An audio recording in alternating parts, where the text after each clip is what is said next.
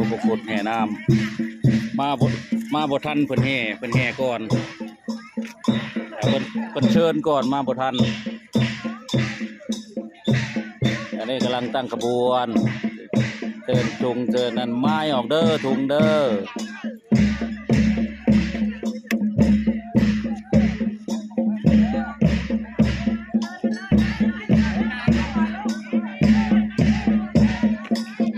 กระบวนกองกิง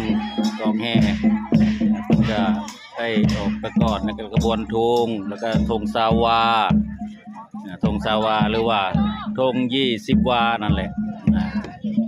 นี่ชาวบ้านกำลังพากันยืดธงถ้าทุ่งวัดย้อนไปน้ำก็ได้วันนี้ยากย้อนเขาที่บ้านพ่อเต้นได้คือเก่า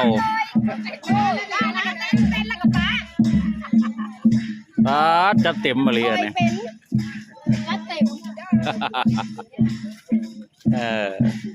ก็ขึ้นหน่อยได้ไปทางไหนเบิดบนน้อยบ่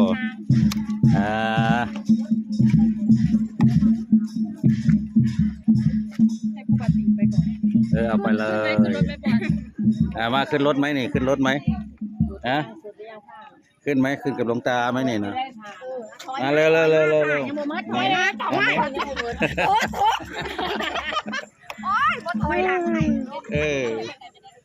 ขึ้นไหม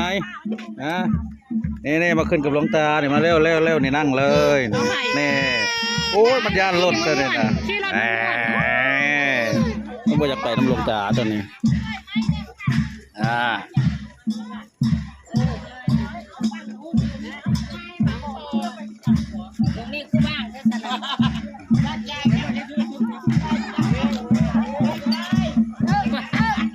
โอ้ลายโรคีเตอร์เลยเนาะ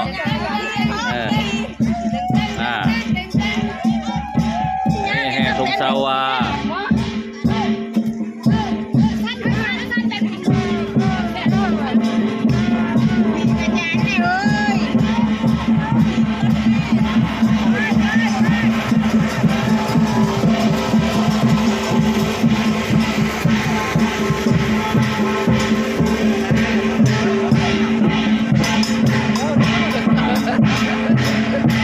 เอาขึ้นเขาทุ่งแต่คือบ่ยาวแต่ทุ่งก็ได้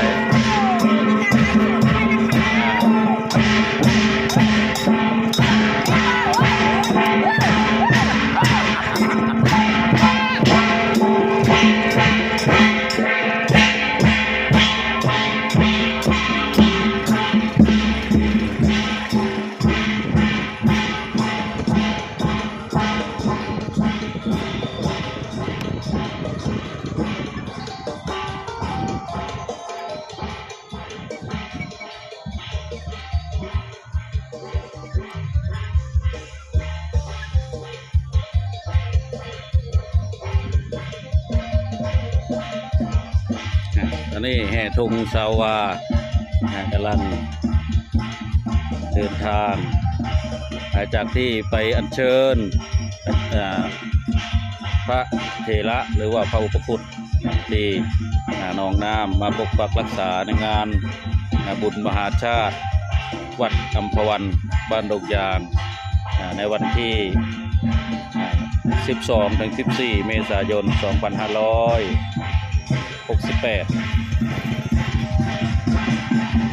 อันนี้มาแล้วขบวนแห่ธงซาวา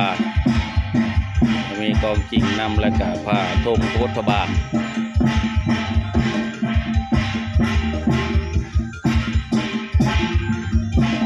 และขบวนฟ้อนลำ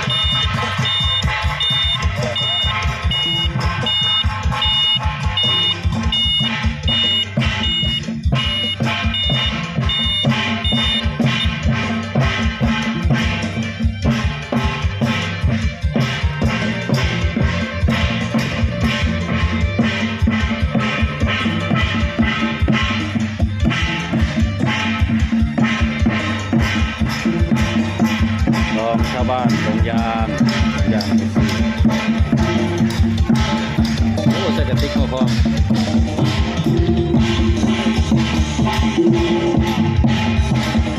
แห่ตรงอยู่กับพระบาทแห่ตรง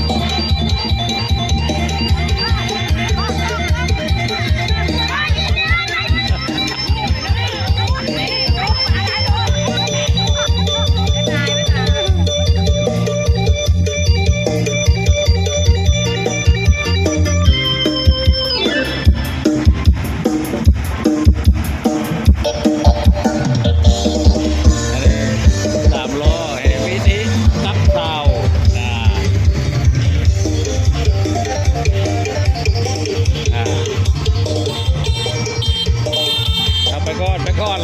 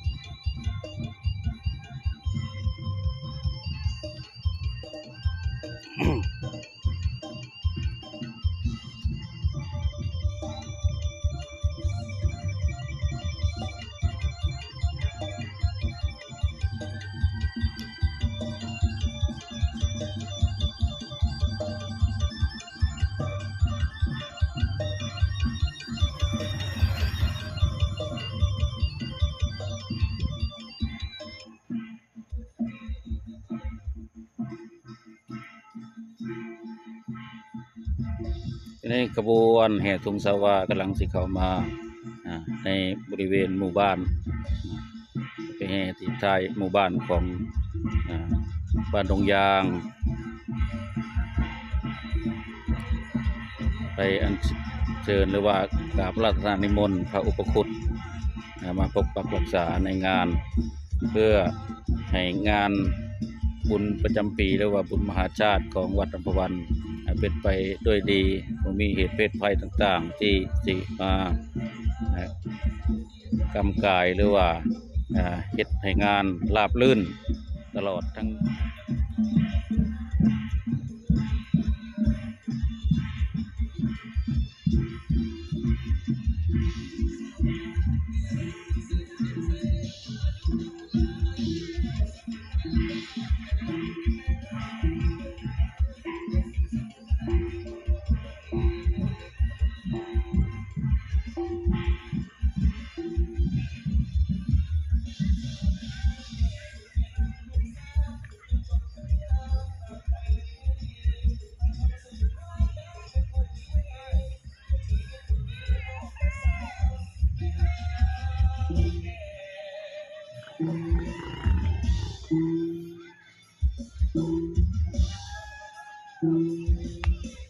ข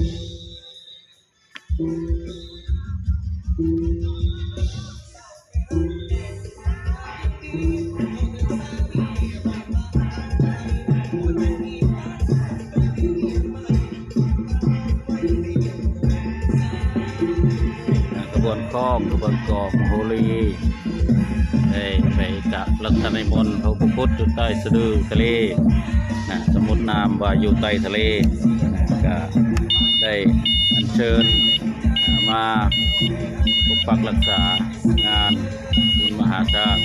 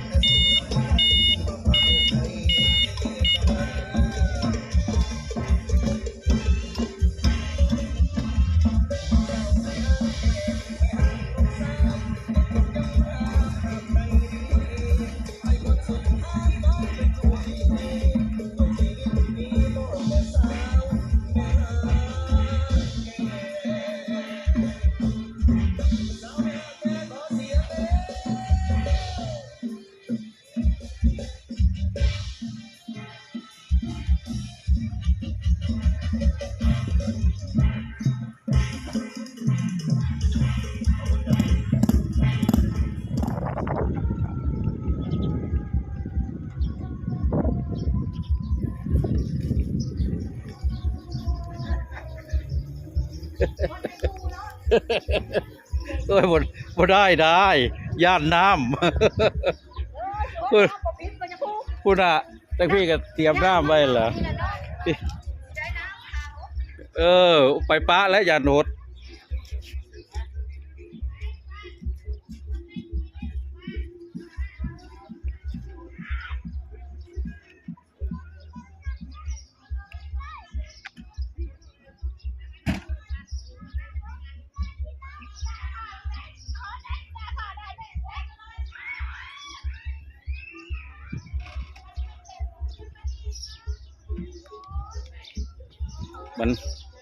บรรยากาศในหมู่บ้านถ่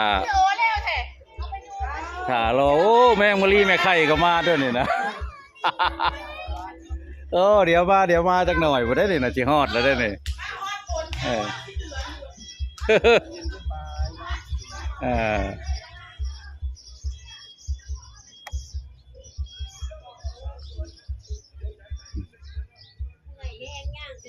โอ้ยว้าว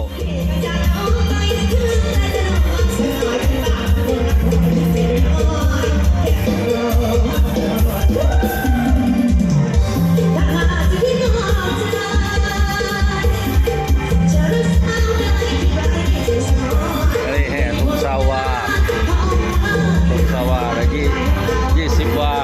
40 เมตร20 วาเนี่ย40 เมตร45 เมตร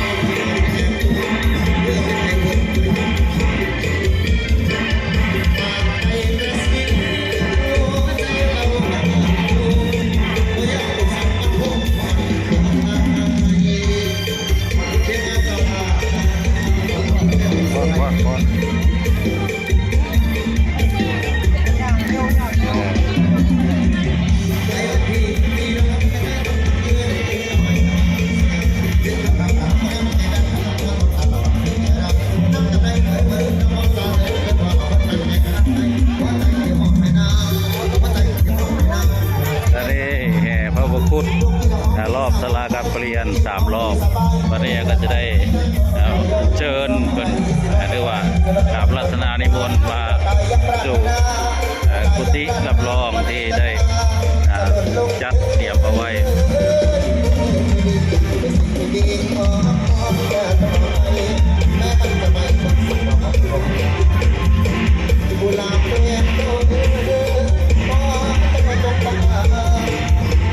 บ่มีนั่นบ่คือบ่มีผ้าปูหาผ้ามาปูก็นั่งครับไปเอาอยู่บ่เอาผ้าปูมาให้เพิ่นนั่งเด้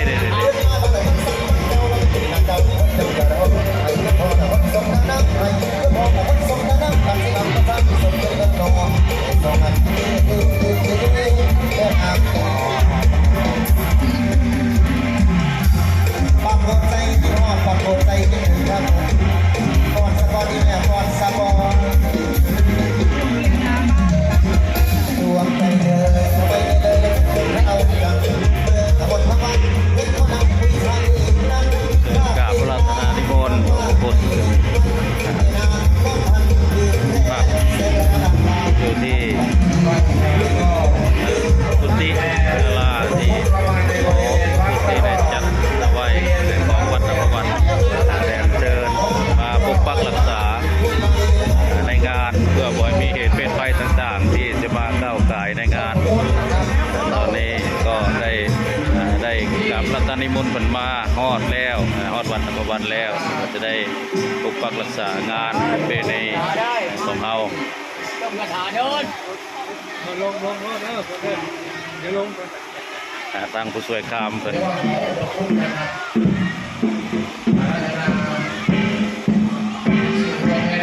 จุดธูปจุดเทียนเด้อบัดจุดธูปเทียนเป็นหายนั่นทูปมาจุด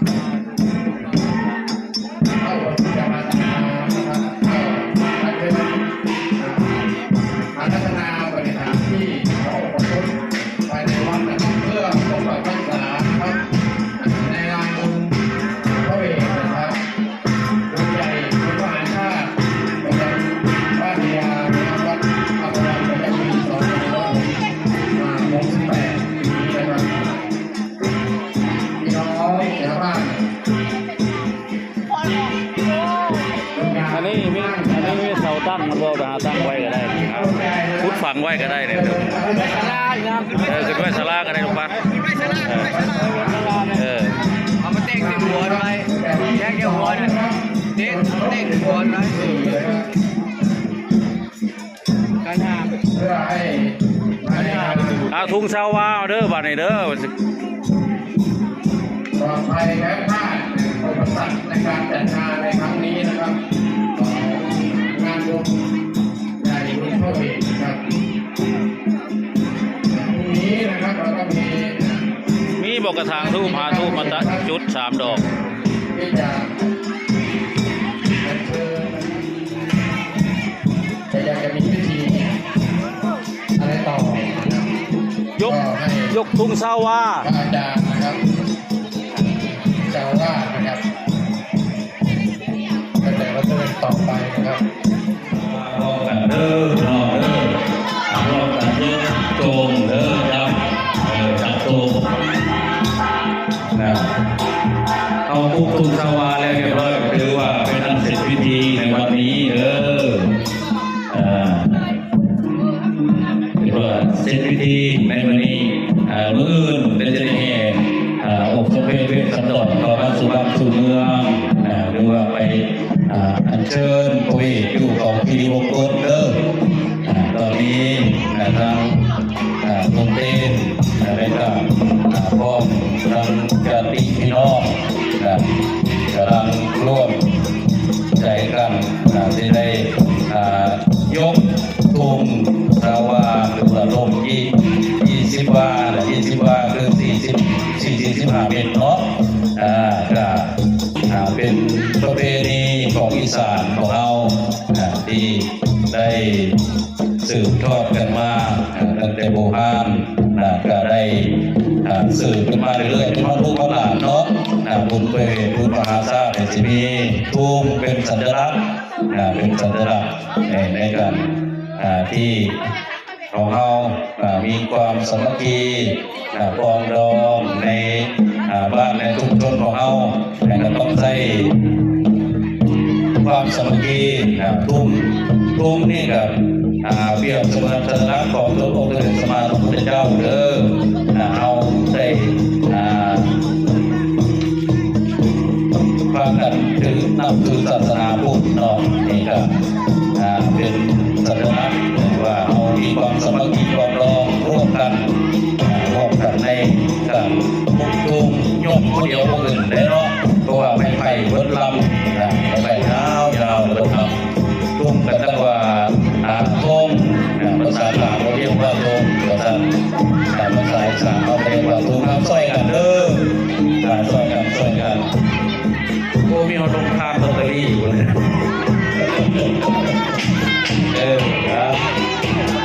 ตอนนี้ขึ้นแล้วซอยกันเด้อโยกขึ้นเด้อเอาปล่อยมาเด้อปล่อยมาซอยกันของโฮลี่เซฟนั่นไปเรื่อยๆโฮลี่เอาอาจจะหยุดเด้อแล้วน้องขึ้นสู่ยอดเสาแล้วถึงเมืองฟ้าและถึงเมืองฟ้าเมืองสวรรค์ทง20 บาทในการได้รับการสนับสนุนจากเปิดเต้นฝ่ายตัวมือพร้อมคณะเนาะได้พากันร่วมแรงร่วมใจกันทอขึ้นมาเก็บใหม่แต่ละปีก็เก็บใหม่ทุกปีนี่ก็ได้รับการสนับสนุนจากเปิดเต้นฝ่ายตัวมือลูกหลานบ้านของเราที่ได้เก็บทุงมาก็สวยสดงดงามเนาะสวยงดงามสวยกันยกเสร็จแล้วเรียบร้อยมื้ออื่นได้บัดในมื้ออื่นก็จะลืมตั้งแต่เช้ามีกิจกรรมตั้งแต่เช้าเป็นต้นไปเราก็ได้ร่วมกับต้อนรับศรัทธาจากหมู่บ้านต่างๆมาร่วมบุญพระเวทฟังเทศมหาชาติในวันพรุ่งนี้เด้อวัดอัมพวันบ้านดงยางในวันที่ 13 เมษายน 2568แล้วก็มีการแห่พระป่าสามัคคีจากลูกหลานที่ลูกหลานชาวบ้านดงยางที่ไปทำงานไปขายแรงอยู่ต่างจังหวัดหรือที่กรุงเทพมหานครได้มาร่วมในการนี้ก็นำพระป่าสามัคคีมาเพื่อจะสมทบทุนสร้างโดมพระพุทธรูปที่เราเห็นนั่นประดิษฐานอยู่ในเนาะข้างหน้าหลวงพ่อพุทธประวัติมงคลโสพลดิโลกธามวาสีเป็นพระครูบ้านครูเมืองของไทยเฮาที่ได้เอาได้ให้ความเคารพกราบไหว้บูชามาโดยตลอดเนาะนี่ก็เป็นการสร้างขึ้นมาด้วยน้ำพักน้ำแรงของชาวบ้านของเราช่วยกันได้ในงบประมาณ100,000 กว่าบาทที่เราสร้างพระพุทธรูปหลวงพ่อพุทธวรมงคลแล้วก็มีหลวงพ่อตาหวานในวันพุทธเลี้ยวในหลวงพ่อตาหวานหรือว่าหลวงพ่อฝากสายญาตินี่ผ้านอนเรามีผ้าหนังผ้านอนแล้วก็มีท้าวเวสสุวรรณท้าวเวสสุวรรณผู้รักษาประตูทั้ง4 ทิศและก็มีทั้งพญาปุริศาสตร์กินปีมีอิทธิฤทธิ์ทางด้านโชคลาภเด้อเสียงโชคเสียงลาภอย่าลืมท้าวเวสสุวรรณแล้วก็พญาปุริศาสตร์พญาปุริศาสตร์กินผีนี่เป็นสิ่งมีหน้าที่ดูแลรักษาผีวิญญาณตนใดที่ออกนอกลู่นอกทางเป็นสิ่งตักเตือนบอกกล่าวตักเตือนถ้าผมฟังเปิดจับมากินรถได้เห็นจะบอกว่ากระโหลกในมือเปิดเด็กประกาศนั่งเงินนั่งทองเนาะอันนี้เป็นสัญลักษณ์ของโชคลาภเป็นสัญลักษณ์ของโชคลาภคนได้กราบไหว้บูชาสิ่งที่โชคมีลาภเป็นว่าสนั่นละเนาะ ก็เห็นไทบ้านเขาได้ลุกอยู่ได้ล่ะวันนี้ก็สำนีแล้วเนาะมื้ออื่นเด้อฮัลโหลเบิดแบตเลยนี่ก็เบิดแบตเว้าจนเบิดแบตตัวนี้